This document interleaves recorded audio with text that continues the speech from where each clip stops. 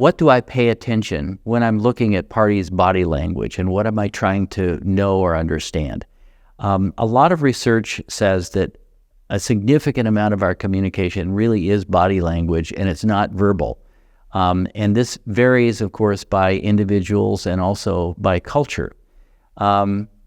So what I look for several things. One is I look for either open or closed body language. And you could say open is so the person is sort of like this, but closed was like this.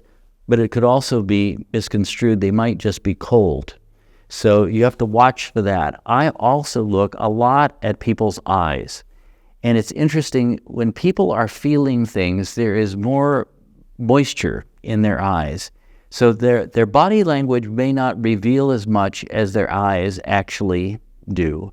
Obviously, use of their hands. Hands are usually used for emphasis.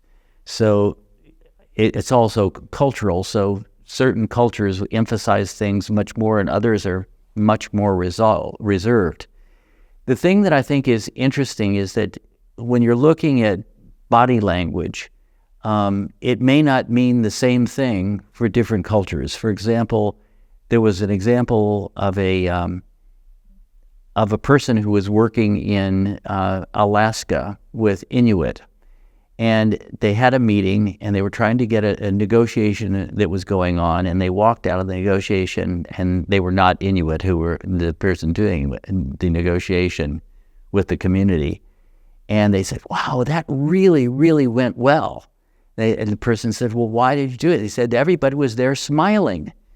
And they said, no, when they're smiling, it means that they're either uncomfortable or they don't want to show a feeling that they disagree, because it might be seen as being disrespectful.